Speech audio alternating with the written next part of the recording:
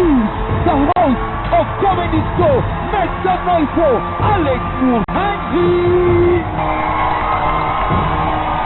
I was made to make people laugh. Yeah. That is what you should expect. This thing is this hours over the whole place.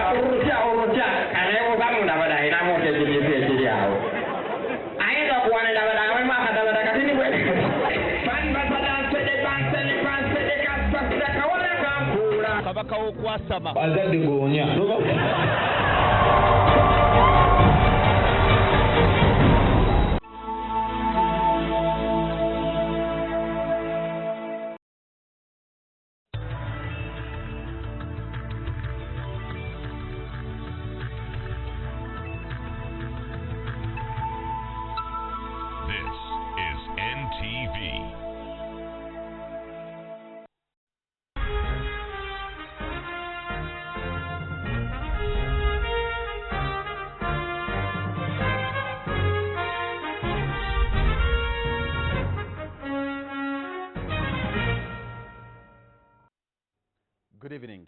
The doctrine of the separation of power was tested this week when a political firestorm enlisted by 6 billion shillings doled out to government technocrats put the House and the Judiciary at loggerhead. The Deputy Chief Justice, Stephen Kavuma, whose controversial decisions have come under the microscope, issued an interim order restricting debate on the matter after a private citizen petitioned him.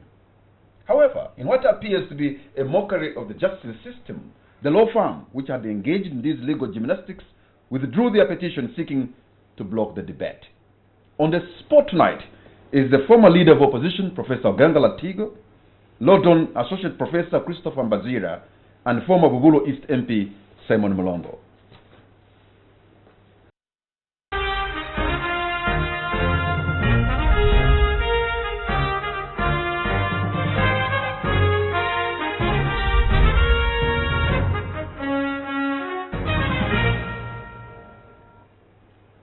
Professor Ogenga Latigo, Associate Professor Christopher Mbazira, and Honorable Mulongo. Welcome to the show. All of you are on the spot tonight.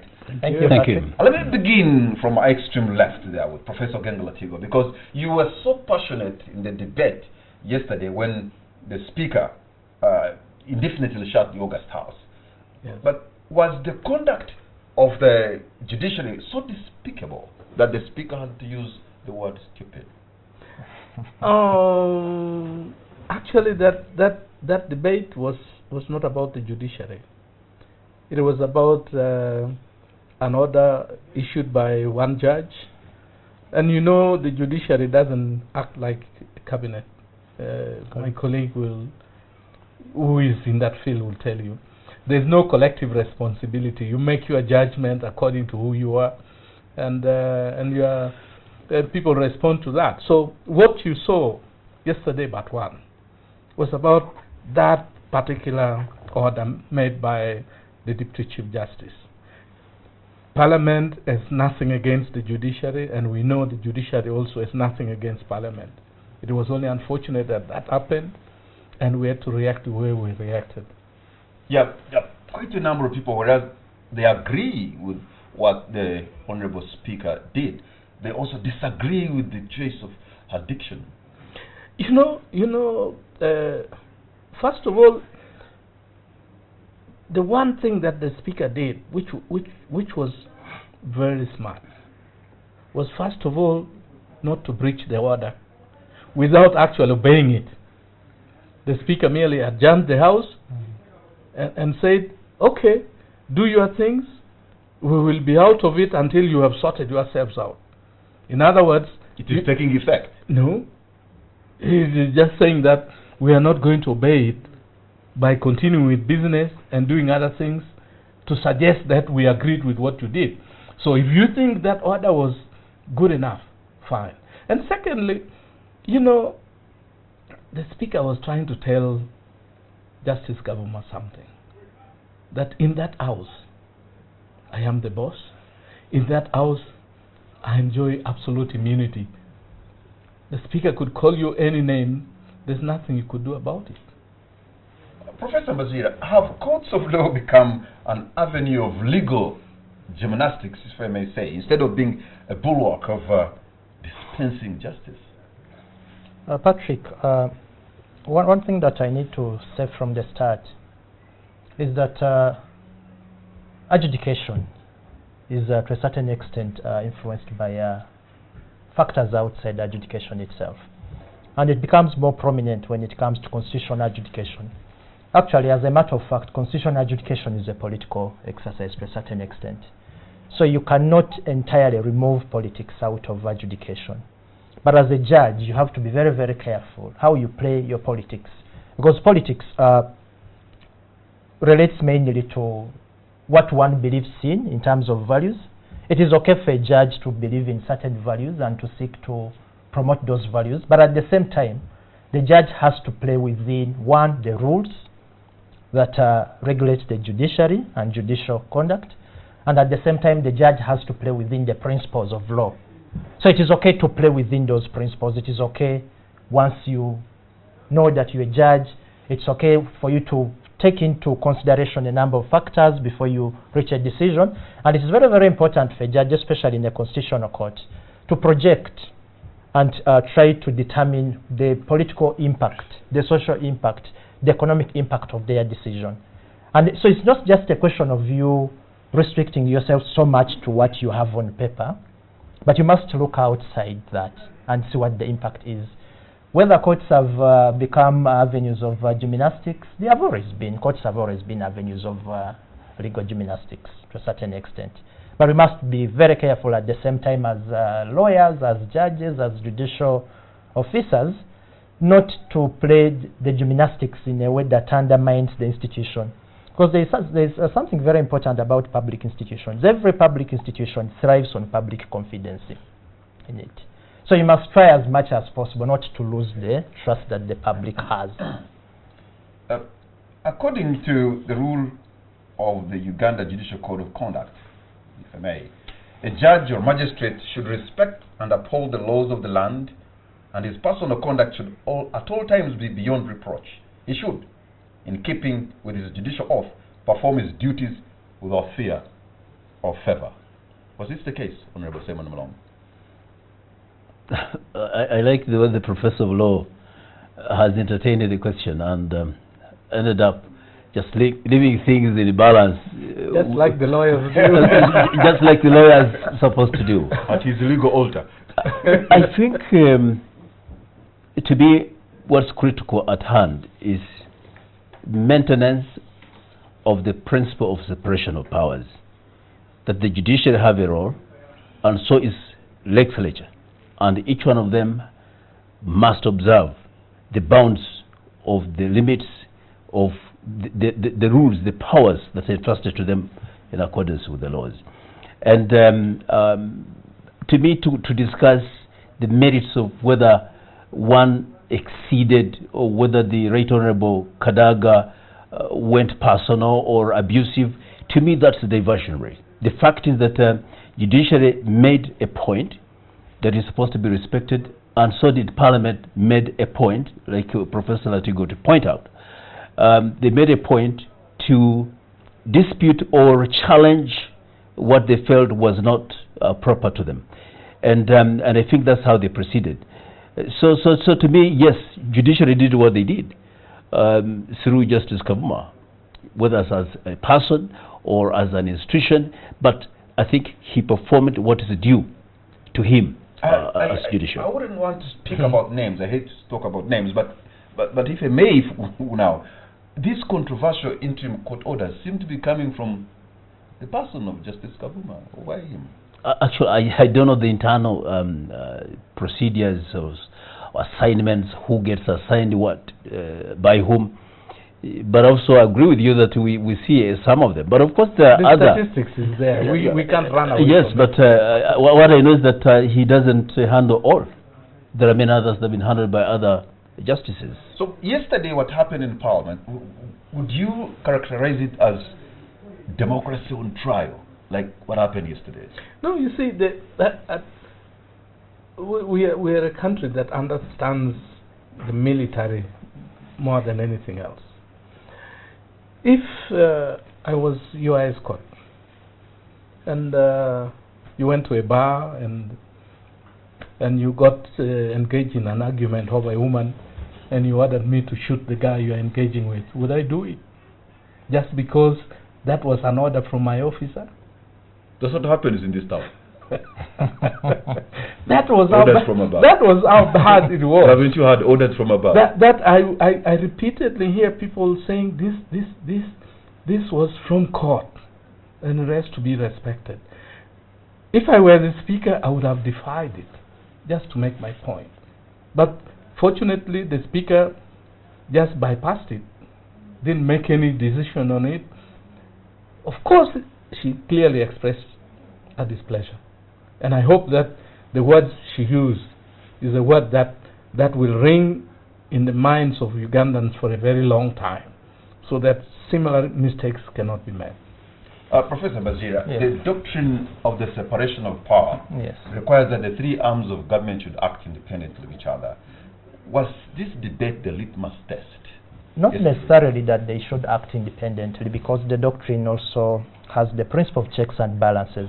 We see the legislature... Well, they are coexisting. Yeah, exactly. The legislature checks the executive, the legislature to a certain extent by passing laws is checking the judiciary.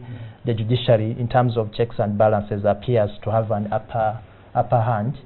And Patrick, maybe I should say this now. What we saw yesterday and the other day is not unique to Uganda. We've seen this in other jurisdictions as well, where legislatures are clashing with the judiciary. And indeed, as a result of that, over time, courts have tried as much as possible to define the parameters of their exercising checks and balances. And indeed, our own constitutional court has done that. I don't know if you remember the case of Severino versus Attorney General, following resolutions that were passed in Parliament, that ministers should stand down and that there should be a committee of investigation, and somebody went to court to challenge that. And actually, the court had to determine whether it had the powers to exercise these checks and balances in a manner that invalidates resolutions made by Parliament. And the court said, yes, it did, but with certain limitations. For instance, the court said that, yes, when it examined the resolution that required the ministers to stand down, it found those to be unconstitutional. Why? Because there is a procedure, especially for the Prime Minister.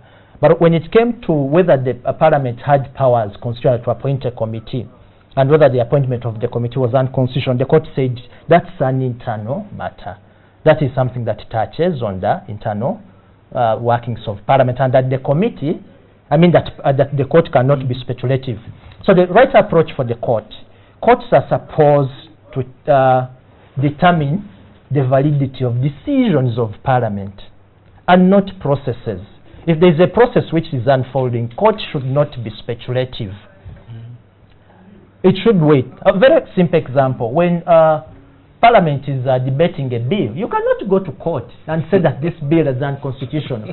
You have to wait for Parliament to pass the bill. You actually have to wait for the bill to be assented to by the President. It's not enough that the bill has been assented to by the President. You have to wait for the bill to be published in the Gazette. I just want your opinion before I bring in Honorable Simon Mulongo, that the law firm that had the petition have withdrawn their petition just hours later. What does that tell us? In terms of what, Patrick? On their stand, what they had seen. Have they all of a sudden gotten an epiphany and said, look, this is wrong, this is... Have they just, within hours now realized that you see, as lawyers, as much as we take instructions from our clients, it's also very important for a lawyer to remember that, one, you are an office of court, but also that you have civic responsibilities. And you based on that, you should be able to advise your client that, yes, you want me to do A, B, C, D, but first of all, this is what the law says. But at the same time, it is likely to have this impact. Of course, it's not your case. And if your client insists professionally, you may have to take on that case. But at the same time, if you are not so comfortable, you can decline the instructions. But once you take on the instructions, then you must act professionally. And if you've decided after professional consideration take on the instructions, you shouldn't be apologetic if you feel that you acted within the law. At the same time, if at a certain point you feel that maybe you misconstrued something, you misunderstood something, again, it's your duty to advise your client. So in taking the instruction, if I may ask, are you driven by the merit of the case, the money that is being paid, or what? Sure, all those things are driving factors, but as much as you may be driven by the money, that shouldn't be the primary driver. The primary driver should be, am I acting within the law? Do I understand the principles that are required to resolve this particular case? What impact is it likely to have? And indeed, this case is a very, very big lesson to lawyers, because we have a class of lawyers that are what we call in legal circles positivists. You know, they simply look at the black letter of the law without without trying to understand the context. Contextualizing. Yeah, especially if you are going to practice in the constitutional court, you should go beyond the black letter of the law. You should understand the political implications and advise your client that these are going to be the political implications. Are you prepared for the consequences that will arise out of that? Honorable Simon Mulongo, President Museveni's mantra for this term is Kisanja Hakuna Mchezo, no joking. But the evidence of the handshake is all glaring, and one would expect that this is the time when he takes action. Takes action? Yeah, because many have said it's actually immoral. I was very furious myself when I first heard of the golden handshake. I demanded that I'm given information and also substantiated with them the rules that can back up that kind of action. And I've also looked at some documentation which border on the fact that the principle is correct, that the rules exist. We have standing regulations, standing orders that exist. In other words, we have provisions of both the law and other regulatory frameworks that support the action. And therefore, as far as I'm concerned, the principle is in place. Secondly, we are looking at issues of precedence, whether this has happened before. And it looks like, given the magnitude of the matter, this is unprecedented. It's the first time. And so it's bound to raise a number of questions and emotions. And as you can see, people are reacting differently, others with extreme emotions, anger, and so on. But there are those who are approaching this matter in a very calm poise and wanting to understand exactly what could have happened. And I don't think up to now we have the breadth and depth of the information surrounding this transaction. And I think we shall need to know much about it. Having said that, we have questions as to, for example, the imperatives, the basis upon which the sanctioning of the money was done, and also the basis of the distribution, saying that 200 million for the principals, 100 for the next layer, and the supposed staff 50 million. We need much more information than just giving that kind of statement. And this should be perhaps the debate about that, so that perhaps in future Parliament and other organs that can lay down the rules, we have clear regulation as to how we can plug and have a clear criteria for taking action on such matters. Simon is descending back to the very thing that our colleague cautioned against, sticking to the letter of the law. You see, we're dealing with a sector which holds the greatest hope for this country, the oil sector. And many promises have been made on the basis of oil. Now, if at the very early stage you begin to see failures and abuse characterizing our entry into the oil sector, you get very worried. And you have to take very hard action. First of all, What kind of agreements do we have in terms of exploration or production sharing? What about provisions on taxes? What is it there? But the other side will tell you, Professor Ogenga Latigo, that this was a fight to protect $700 million. They could have been tempted. Somebody could have thrown maybe $4 or $1 million to one of them, and we lose the case. The point I'm making. So they're saying these are gallant sons and daughters of Uganda who need to be rewarded. The point I'm making is that this tax claim did not arise out of the blue.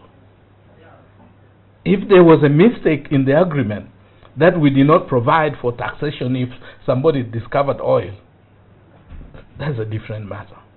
And these are the elements that I agree with Simon. We need to know exactly what happened to take us to where we are. Secondly, it is very important for us to make sure that oil doesn't become an easy solution to everything. That is where the oil curse will come. And it will ruin this country, it will ruin our economy, it will ruin our future. And so we have to really come very hard when it comes to oil. And for me, I will have no apology about it. Explanations have to be given. We're going to take a break. When we come back, let's look at what happens when the Parliament resumes debate, especially on the golden handshake. What next?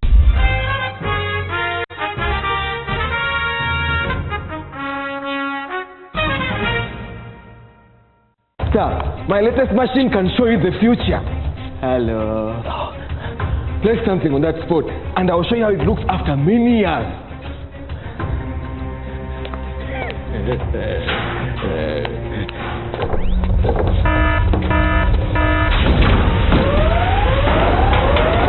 No. Something is wrong.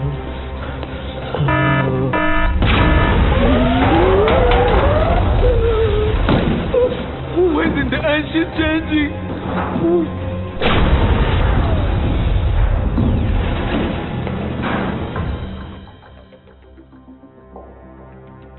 You have seen? It works. Everything else will change, but the new advanced SZ iron sheet won't. With aluminium and zinc coating, SZ is unaffected by time and weather, making it last up to 5 times longer. Roofing, strength of a nation. Did you know Uganda spends too much money on purchase of medicine annually? In Uganda, 75% of the diseases that we take to health facilities are preventable. For every 100 patients that visit health facilities, 75 of them would not be there if they took responsibility of their health by sleeping under an insecticide-treated mosquito net every day, taking children for immunization and ensure that they complete all doses for all immunizable diseases, always using helmets when on motorcycles and safety belts when traveling in motor vehicles. Brought to you by the National Medical Stores, passionate about your life with support from the Ministry of Health.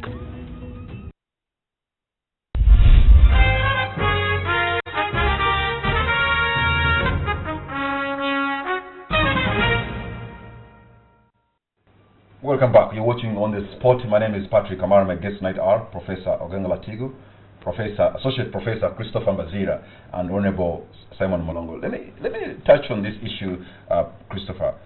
The law is a noble profession. Sure. However, the conduct of lawyers leaves a lot to be desired. And lawyers take clients' money. Not all of them. Lawyers betray their clients. And I'm not saying all of them.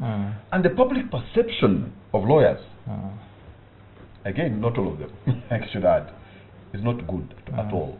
So, why can't the Law Council take action? Patrick, yes, there is a moral decay within the legal profession. You know that. That one I can't deny. But at the same time, there is moral decay generally in society. The board. You know, lawyers are part of society. So what society produces is what the law profession as well produces. But the good thing is that we have in place regulatory frameworks. You've mentioned. If Uganda is giving you a bad input, we'll definitely be. We've mentioned the law council, and indeed, law council has the mandate to discipline lawyers. Law council has actually disciplined quite a number of lawyers, but at the same time, we continue seeing so many cases of misconduct on the part of lawyers. This raises questions on the capacity of the law council, whether it actually has the capacity, institutional capacity to discipline lawyers. There has recently been an explosion of law schools. Initially it was Makerere producing a small number of lawyers. Now you have so many universities producing so many lawyers, meaning that as the legal profession grows, the capacity of institutions such as law council should also grow in terms of facilities, should also grow in terms of human resource. But what do we see in this country? We are seeing a general trend of institutional decay. And surely institutions within the legal profession are not an exception. Should we say the medical profession is better? Should we say the doctors are better? Should we say the medical council? Or the media? Yeah, the media as well. So how did we get here, Simon Mulongo? The institutional decay Professor Mbazira is talking about seems to have happened in the last couple of decades, 2 or 3. How did we get here? Well, that's a debatable matter. Okay, so take it on. Yes, the issue is that degeneration or regeneration of thoughts, ethics, ethos always happen at every point of a cycle in life.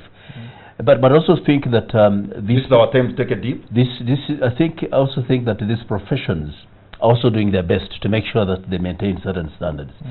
I belong to an accounting profession, and I know we've had ups and downs, but we've also come up to maintain some degree of professionalism. If you look at the reports by the audit fraternity in this country that speak to certain truths and realities, even in the legal profession, if you look at the level of defense advocacy that the legal fraternity provides in terms of defense of rights and so on, redress, you can also appreciate the fact that whereas there's also that challenge that the professor is mentioning, but also have the other shining side of it. So I think do you agree with him that institutions are really having problems? Well, in the last couple, this was just, it's a new trend more or less.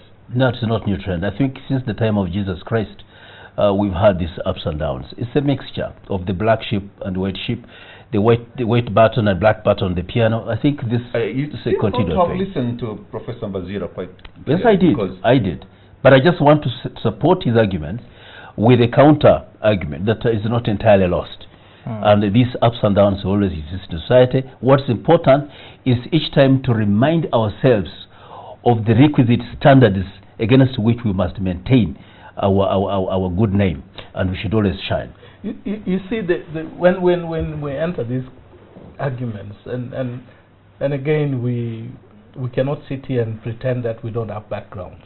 At least me and Simon, I belong to one side, he belongs to the other side. And normally when we want to rub it in, we bring in Rwanda, for example, and say, could you do this thing that is happening here in Rwanda and get away with it? Well, on the surface of it, we will say no, but I also know many things that happen in Rwanda that also may not be as good. But I did not say there isn't. And I agree with him that there's a lot. Yeah. But I also say that these things happen in every cycle of generations and regimes. But we also have a very good side to demonstrate that we're doing our best. Sure, look at my professor. The way he articulates issues of law, interpretation and appreciation of things. You can't say that he could be on any other dark side, because he's in charge of generation and formation of the legal minds that are coming on the market. And they come on the market, they hit the ground running with all the brilliance you can think about. So he represents actually the bright side. You know what? I think what I learned from him is that, well, 20, 30 years ago, we seem to have had values that are admirable. And we seem to have moved away from sort of values as a people of Uganda. We, as a generation, there's something that is missing. I think one thing, and we see this across all professions, as a matter of fact, our generation has become so greedy. Compare today's civil servant with the civil servant of so many years ago, where that civil servant was actually satisfied with the salary they drew from the consolidated funds. It's now different. You know, in every profession, a young person wants to accumulate wealth as quickly as they can. And we see this in the legal profession. They want to accumulate wealth as quickly as they can. But just as he says, there is a brighter side, because at the same time, we're trying to groom a profession, a class of lawyers, young lawyers that are based on a value system, that believe in certain values, that are committed to social justice. So as much as, yes, even the Law Council is facing these challenges, there is a sense of hope that things will improve. Law Council as well has challenges, as I've mentioned, but it has also instances where it has performed very, very well. We've seen lawyers disbarred in this country, though the number is not big. But Law Council, like many adjudicatory institutions in this country, is suffering from a problem of case backlog. You know, you have so few people sitting on the council. It is a part-time engagement. Then you have the number of professionals exploding. I think now we have over 2,000 practicing lawyers, and then the cases also are going to increase. So how do you handle those cases in a timely manner, in addition to other responsibilities that you have as a council? Professor Latigo. You know, that like they say, every dark cloud has a silver lining. It's not just re-examination of our institutions that this event generated. It generated so many things. Internal reflection by those who did those things. I believe that Justice Kavuma must have had long nights reflecting on who he is, how he's going to end up, because he's retiring this year. The lawyers who said we went and... No, aren't you being as speculative as... Yeah, because this age is not clear. But also when you're retiring, that's when you can actually do something like when you're about to retire. No, what's a good name? Because all of a sudden you begin to think about your legacy. Sure. What do I leave behind? And then the impact of this. So many others in the same profession, the same responsibilities would say, do I really want to suffer what I've seen? And that is good. And secondly, for example, with Parliament, this event probably would allow us to argue that the Appointments Committee of Parliament should be opened up. And not just there, but also the Judicial Service Commission too needs to be opened. So if those we didn't have any reason that we could advance to overcome the political inertia related to that. But now a thing like this is an opportunity. It's an opportunity. Yeah. So okay, when Parliament resumes, what should we expect in terms of the golden handshake debate, Honorable Simon? That should have been the question to Professor. But I think, as we said, issues of independence of the institutions and the performance of their roles is very important. Parliament should be given an opportunity to give a go at this question and look at a number, lift the veil, if so necessary, to look at some of the intricate questions we've been asking here, because we want answers. Not so because it was illegal, because to me I think it was okay, but also how should it have been done, and therefore how should the future be redesigned in a way that we don't have this kind of reactions again. So I expect that they will give it an investigation, and not just to look for the wrong, but also to go for the right, to right what they believe could have gone wrong.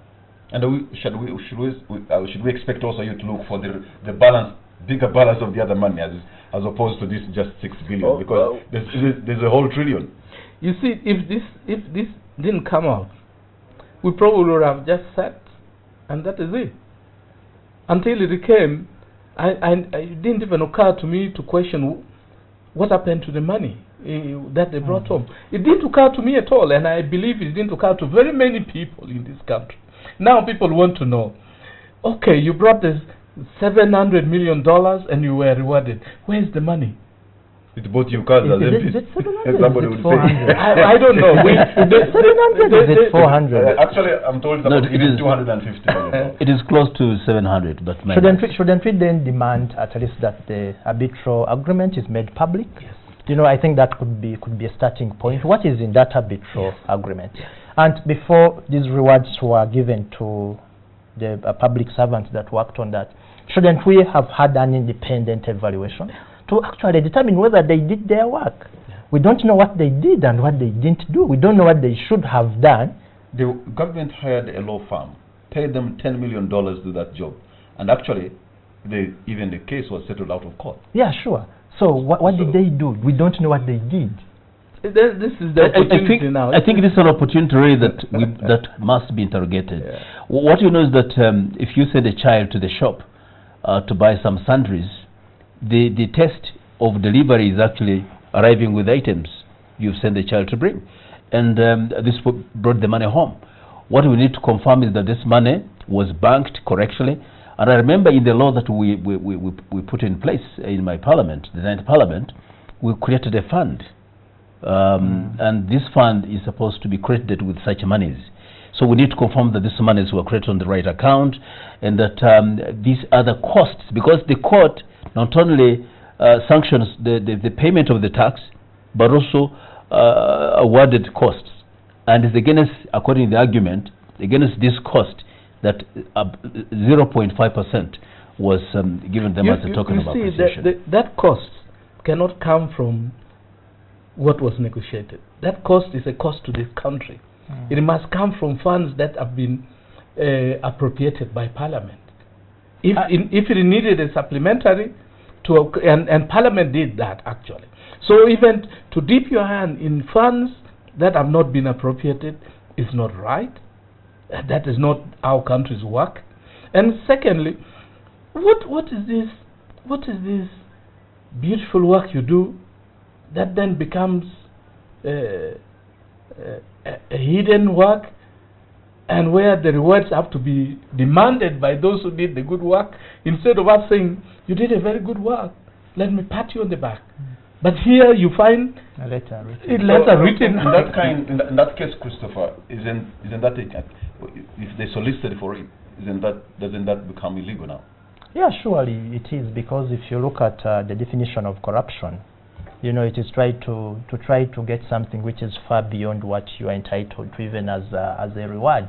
So in the first place, if that's what they were entitled to, a salary, of course, as public servants. So if they went ahead, it's the same thing when a police officer says, you know, I've done this for you, kitu kidogo. That's corruption. Now this is corruption at a microscopic level. I mean, at a macroscopic level, and it has to be dealt with. But Honorable talked about the costs. This is the cost that Talo paid. Do we know whether Talo actually paid the cost? Yes, paid, yes. And then are we looking at this in terms of,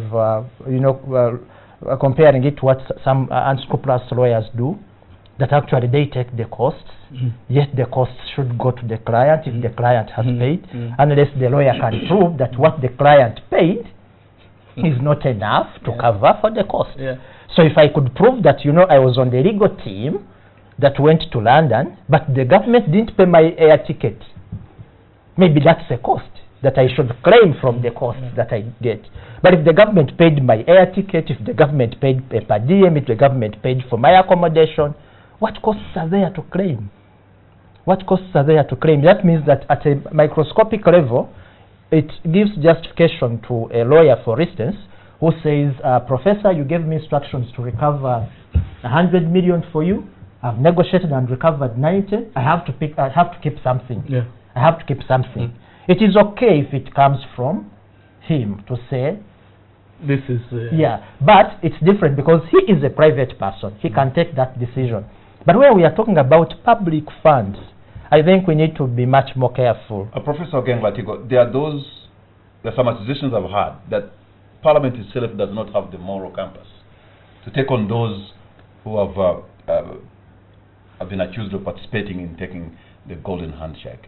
Do you agree? Well, you see, sometimes that argument is diversionary, because Parliament is not there on moral grounds. It is there on constitutional ground. It is an obligation for where Parliament... because this issue, most people have said, is more of a moral issue than a... No, I don't think it's a moral issue.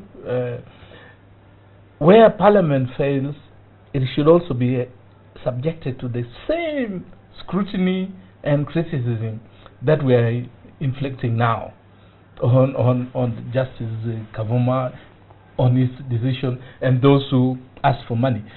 I entirely agree with you. By the way, when the media was very critical of Parliament, I sit on the Legal and Rules Committee, and I strongly counsel my colleagues, and I say that is the duty of the media. It is up to us to help our work. If we do wrong things, let's not criticize the media for pointing it out, because by doing that, they help you to be better.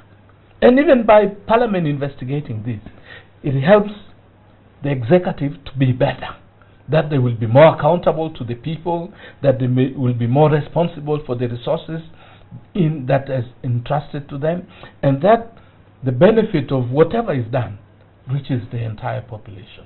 That is the fundamental thing.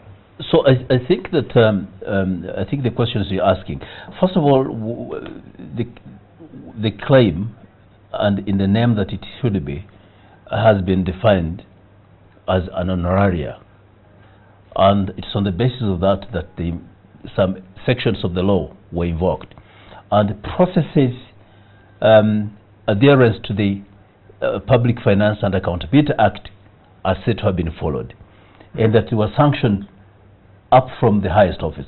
And so whether the gymnastics of who initiated it, these are things that we like you to prove. Is it the people who provide the service who initiated it, or the one who wanted to thank them who initiated it? And in which form was it as a matter of initiation? And I think this can be proved. The argument also is that they followed the principles, the law, and so on, and as such, they are supposed to be clean. But as I said, questions that Parliament will raise if they investigate this are likely to unearth many other things that sometimes we think we know it all, but maybe that's what we know is very little, or perhaps we're over-assuming what we think that we know. We're going to take a break. When we come back, let's look into whether it is sustainable to reward Ugandans who have performed exceptionally well, like these 42 who were given 6 billion. And if you look into other sectors of education, health, the police, and everywhere, is it sustainable to reward them in the manner that the government did? We'll be right back.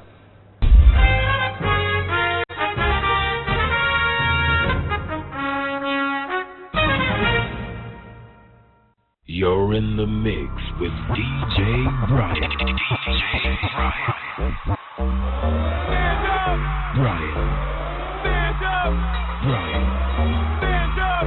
Brian. Stand up. When I move, you move. When I move, you move.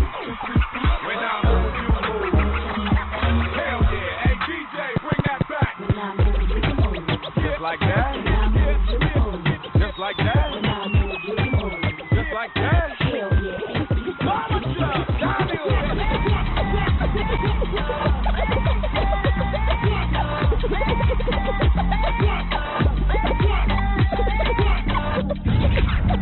It's fun. It's hype. It's the DJ Brian Mix Show. Bringing the party to your living room.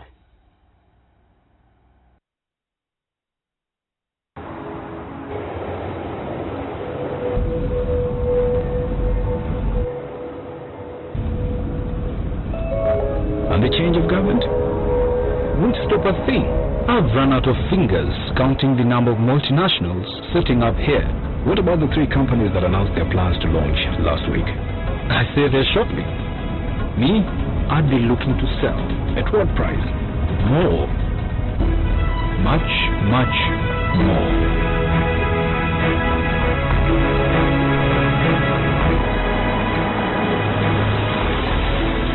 I don't know who you are or how you know these things, but one thing I'm sure of, you're in the wrong job. Here, call me tomorrow at 9 o'clock in the morning. I'd like to hear more from you. Are you ready for your big break? The East African, understanding the region. I'm loving your love, baby. Just put one picture on me. I got a witness to sweetness. I don't want no spell. Spell is the kind of king in not real.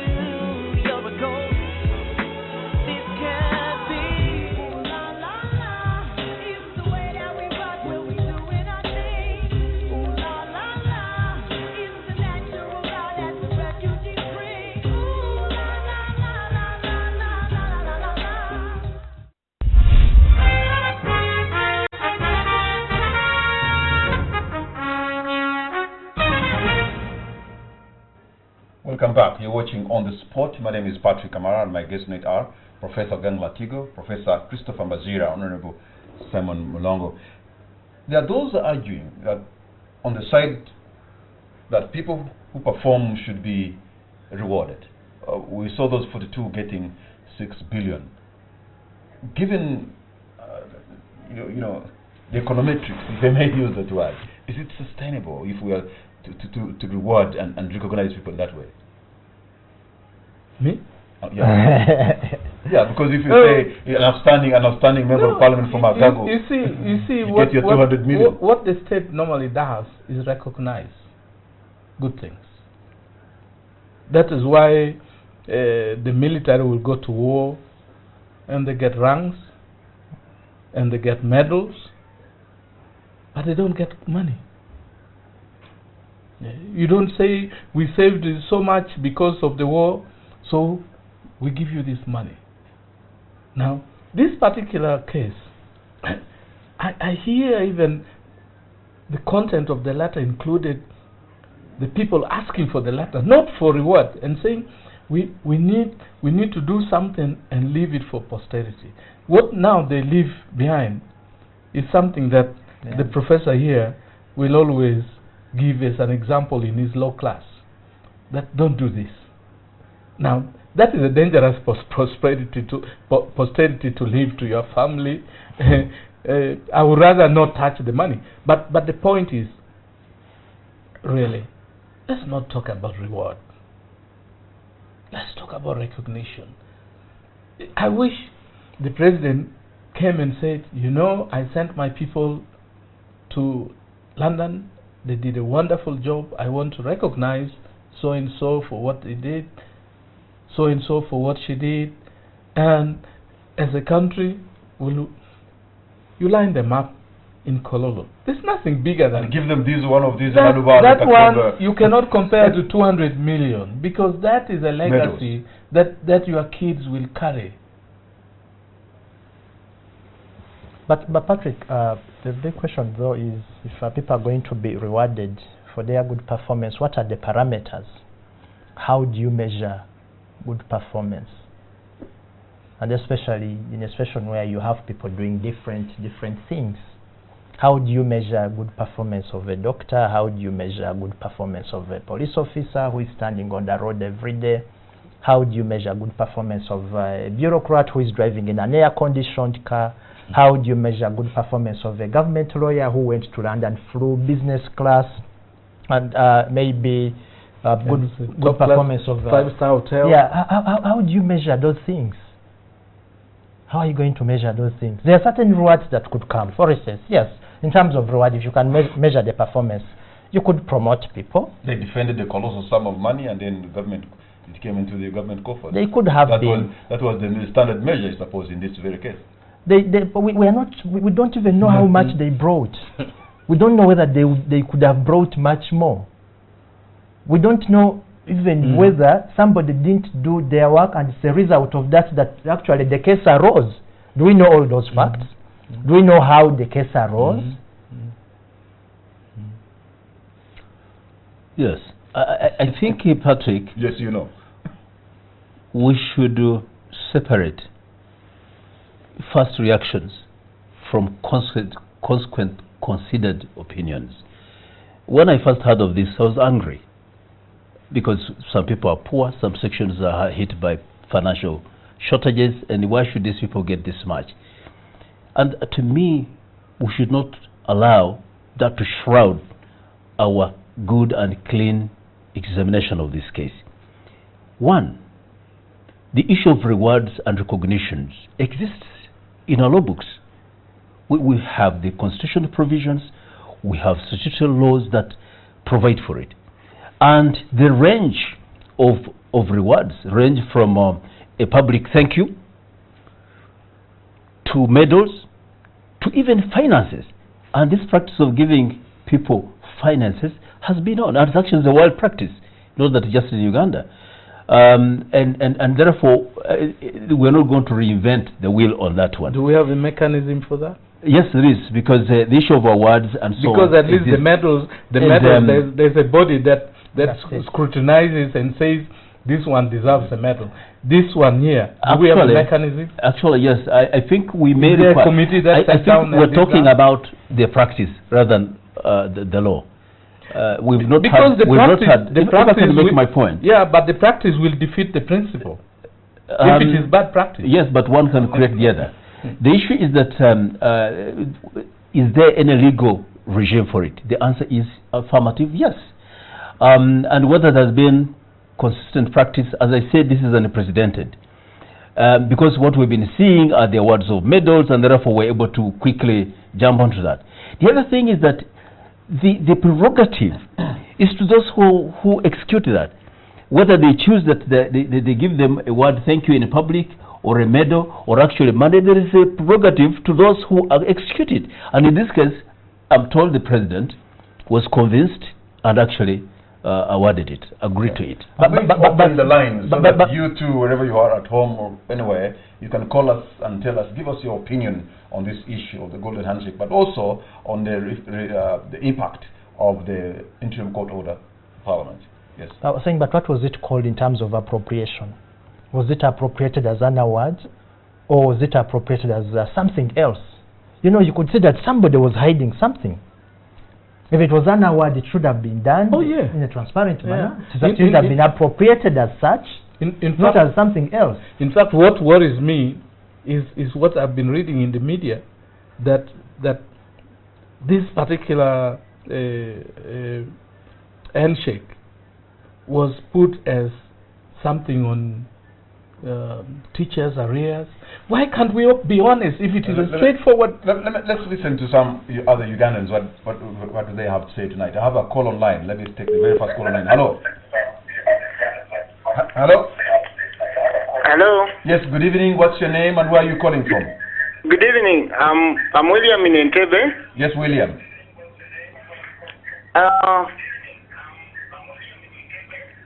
Can I ask you to turn down the volume of your presidential handshake? I'm looking at...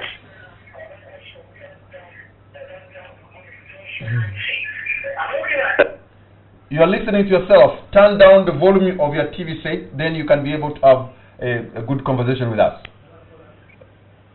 I think I have to pick another caller line. Hello. Hello. Good evening, sir. What's your name and where are you calling from? My name is Thomas. I'm calling from Entebbe. Super, Thomas. Go right ahead, sir. Yeah, this one goes straight to Mulongo. Yes.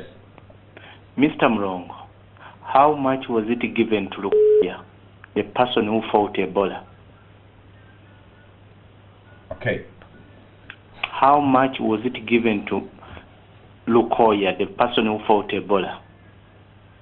When you consider what was given to those guys and what was given to Lukoya. Lukoya. Maybe it was a wrong mistake in spelling. It's okay.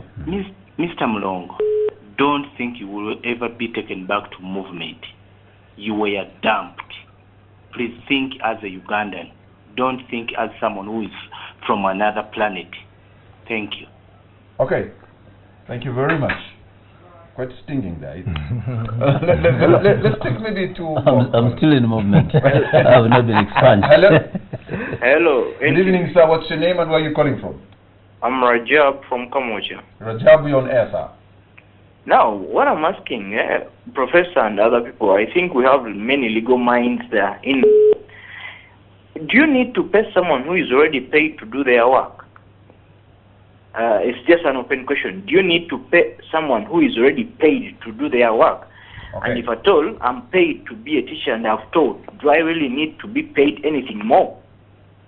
That is just us. Why would you award who has already been paid, who has been facilitated, and who has been given that their job? Is that any? Do we call for any constitution past that? I think the salaries and the facilitations were enough.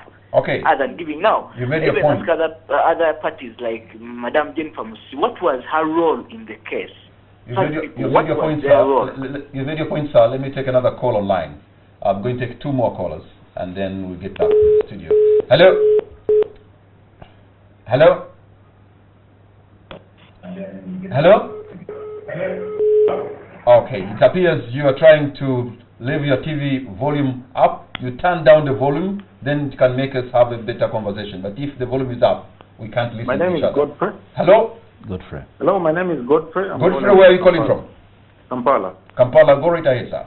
Now, my question to the panel there is, the UPDF soldiers who serve on the front line, lose their lives, and these 42 people who have saved the country a couple of $1 million, who has done a great honor to their country?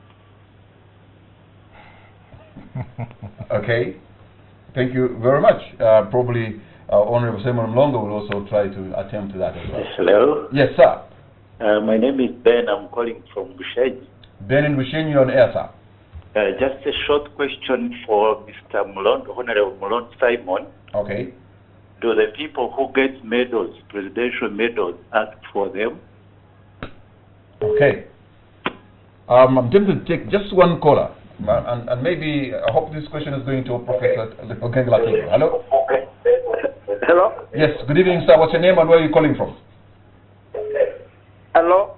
No, now the problem is that you have put your volume so high and it is bringing an echo, so we can't have a normal conversation. I'll drop that and pick another caller. Good evening, sir. Good evening. Yeah, normally I don't want to take part in debate when I don't know the issues. May I inquire from my Honorable Simon Mulongo, you've been emphasizing that whatever was given out to the 42 people is provided for in the law. May I be informed which law is this one, which I'm not sure of. Then to Dr. Mbazira, I've liked your debate. One thing that has been bothering me, when you look at the acts of Justice Kavuma, I don't know, whatever has been doing, of course, has caused a lot of upset.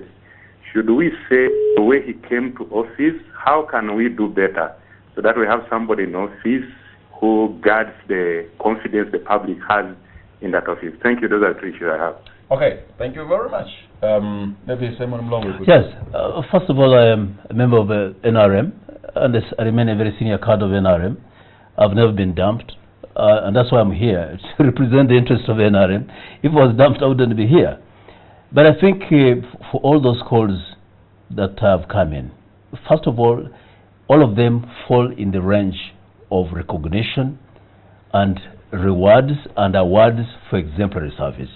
And they range from a public thank you, through medals, promotions, and also can involve a handshake such as this. It is not actually exempt. And if we understood that, then we'd know that we would now be questioning the details of why and how, but not necessarily that which law. The President, in terms of, I think, Article 99, that provides a lot of powers to him, including prerogatives to act in certain manners, to award, to reward, and so on, recognize, gives him those powers. And the standing orders also recognize exemplary service and provides for a range of awards that can be given to somebody performing in an exemplary position. So I know that doctors, soldiers, and so on, all of us have been out there. Personally, have worked with this country in the security sector. I've been in the front line and so on.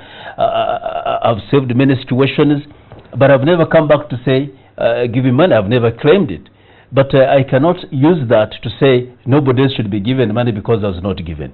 So I think this is a range of awards and rewards that can be given depending on circumstances. And in this case, this is a special circumstance. And as I said, it is unprecedented, and we need to look at it with that merit. Patrick, not everything that is written in the law is just.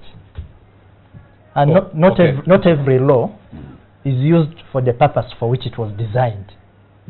So there are two questions here we have to answer. Is this law justified? Is it just? Does this law serve a legitimate purpose? If it does, wherever it has been used, has it been used for that purpose? In this case, was it used for that purpose? If it was used for that purpose, was it used following the prescribed procedure? Is there such a procedure? Is there such a procedure? I think that's a very good question. Yeah, and was that procedure followed? how was the appropriation done? Was it done in a transparent manner? Was in terms of if it's a reward for performance, was it done in an equitable manner? Did every person who, did the driver who drove the lawyer to Entebbe to take that flight in the middle of the night, is it equitable that the lawyer who traveled business class actually got that reward, but not the typist who stayed in office up to midnight to run? The researchers who... Yeah, and the research teams. Is it equitable? Those are questions that we should ask. Sure. Not everything that is written in the law is okay. And not every good law is used for the proper purposes for which it was promulgated. So is this likely to cause some kind of, in some cases, the morale to go down of a Ugandan employee who thinks maybe I've been left out? Or even among those circles, people who could have done really donkey work and then at the end of the day, they are not among the 42. Well, if what the media talked about last week is anything to go by, they said there was uproar in Uganda Revenue Authority as to why only certain categories of people benefited, and the people who did the donkey work were never recognized. You see, for me, the problem is that we monetize our obligation to the state and to the country. I don't want, if like I went on the floor of the House and spoke very beautifully and saved the country something, should the Parliamentary Commission go and pick some money and give me when I was doing my job as a member of Parliament? I mean, until Ugandans really stop thinking that life begins and stops with money. Okay. And move beyond. And again with you, I want you to give us your concluding remark as we come this side. Your parting shot. Well, for me, I am glad that this has created an opportunity for us to reflect on who we are as a country and where we really want to go. For me, that is more important. Secondly, it now allows us to do a number of things, like I said, get to the bottom of this matter, and also rethink how we put people in positions of responsibility, whether the judiciary, whether the executive, whether civil service. Let us go back and look at how we do these things. Christopher. Yeah, I think the most important thing that we should learn out of this is, first of all, I concur with Professor Latigo. We need to look into a number of things, including the manner in which certain people are put in certain offices. We need more transparency. So we've on several occasions we've said when it comes to judicial appointments, we need to open up the process. It should be there should be advertisements by the Public Service Commission. Other jurisdictions are doing that. We saw the other day a person vying for Chief Justice being interviewed on television. I've seen cases in South Africa where actually it's a public hearing, and people could say no, that man is not proper to serve in this office. Why do we I saw the U.S. judges campaigning. Yeah, sure. To be elected. Yeah, sure. Yes. Okay. I think that the issue of the handshake in terms of principle is correct. But in terms of the concerns raised by the callers and ourselves here, I agree that we need to interrogate the process, the procedure, and including the determination of amounts. And the question of decisions and placement in the public offices, this is a very debatable matter. Whoever is placed in an office must take a decision, and that decision must be defended by that person. We don't have to take the same decision, all of us.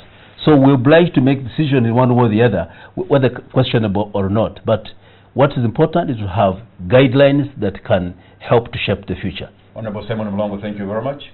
Professor Christopher Mbazira and Professor Ogenga Latigo, thank you very much for adding value to this debate, which I'm sure is going to continue. And thank you at home for being a part of this. Good night, and God bless Uganda.